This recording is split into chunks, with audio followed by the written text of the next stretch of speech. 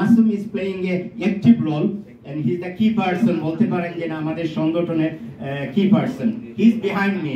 ছোট ভাই হিসাবে মাসুম is behind me এবং এই যে আশেপাশে যে লোকগুলো আছে এগুলো আমার পাশে আছে আরো আমাদের অনেক লোক আছে।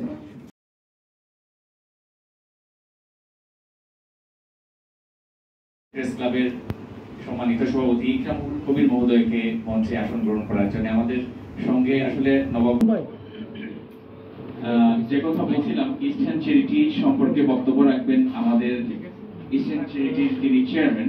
আয়োজন করার পিছনে যারা অনেক কষ্ট করেছেন মঞ্জু অশেষ ধন্যবাদ এবং I am grateful to you and Anil as well এবং আপনাদের কাছে আমি অত্যন্ত কৃতজ্ঞ যে আপনারা সময় করে এসেছেন সিনিয়র মুস্তাফিজুর নূর ভাই ইকু ভাই ইকবাল ভাই ট্র্যাডিশনাল অ্যাক্টিভিটিস গুলো তারা সব সময় যাতে তারা চর্চা করতে পারে apart from লন্ডনে যে কাজগুলা করি এর পাশাপাশি কিন্তু আমরা বাংলাদেশ সোমালিল্যান্ড আফ্রিকা পোল্যান্ড এবং ইউক্রেন যুদ্ধে আমরা অনেক কাজ করেছি এবং ইউক্রেন যুদ্ধের সময় যে শরণার্থীগুলা পোল্যান্ডে গিয়েছিল আমাদের মাসুম সরাসরি ওইখানে গিয়ে relief distribution hot food distribution ওইখানে আরেকটা চ্যারিটির সাথে আমরা পার্টনার হয়ে কাজ করেছি পোল্যান্ডে। So Masum is playing a active role and he's the key person বলতে পারেন যে না আমাদের সংগঠনের key person.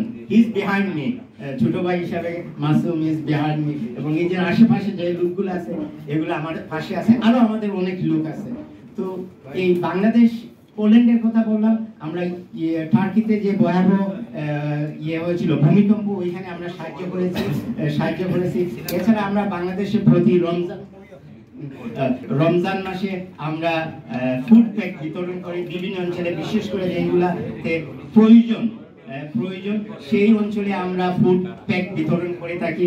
এই বাবুর ভাই আমরা সুনামগঞ্জ ফেরিগঞ্জ মৌলিবাজার অন্যান্য এলাকায় আমরা ফুড বিতরণ এছাড়া আমরা দুটি চ্যারিটি স্কুল যেটা হচ্ছে অন্ধ বুবা এবং যারা কানে শোনেন একটা বরিশালে একটা স্কুল আছে হাইটেক স্কুল সেইটাকে আমরা সহযোগিতা করি যেখানে ছেলেমেয়েরা বিশেষ করে যারা ডিসঅ্যাডভান্টেজ গরিব এতিম যে ছেলেমেয়েরা বিশেষ করে যারা স্পেশাল নিডস যারা অন্ধ কানে শুনে না বুবা তাদেরকে আমরা সাহায্য করে থাকি।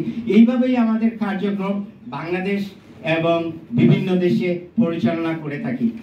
লোকাল ব্রিটিশ বাংলাদেশি কমিউনিটি ডেভেলপমেন্টের জন্য আমরা কাজ করি এবং মেইন স্ট্রিম যে দাতা সংস্থা আছে তাদের সাথে আমরা কাজ করি এবং বিভিন্ন অ্যাওয়ারনেস প্রোগ্রাম ডেভেলপমেন্ট প্রোগ্রাম সেটা হতে পারে আমি একটা এক্সাম্পল দিই ইউনিক প্রোগ্রাম যেটা আমরা কাজ করে থাকি কার্বন রিডাকশন কার্বন কিভাবে আপনি কমিয়ে নিয়ে আসবেন এই এনভায়রনমেন্টকে কিভাবে বাঁচাবেন সেইটার আমরা এডুকেশন অ্যাওয়ারনেসের জন্য আমরা বিভিন্ন কমিটির সাথে কাজ করে থাকি এবং এডুকেশনাল প্রোগ্রাম মানুষকে অ্যাওয়ারনেস তৈরি করার জন্য সচেতনতা তৈরি করার জন্য আমরা কাজগুলো করে থাকি।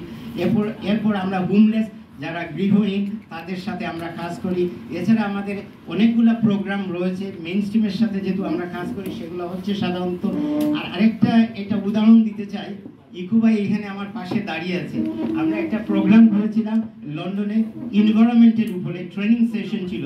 তো থ্যাংক ইউ ইকু ভাই আপনি ওই অনুষ্ঠানে উপস্থিত ছিলেন ইকু ভাইও দেখছেন যে লোকজন আসছে ট্রেনিং নিছে আবার সার্টিফিকেট বিতরণও আমরা করেছি। এইভাবেই আমরা চ্যারিটি কাজ করে থাকি। পাশাপাশি আমরা children development young people development including মহিলা পুরুষ ছেলে মেয়ে তাদের জন্য আমরা regular badminton session from 9 years to 19 years প্রতি শনিবার আমাদের ব্যাডমিন্টন সেশন হয়ে থাকে।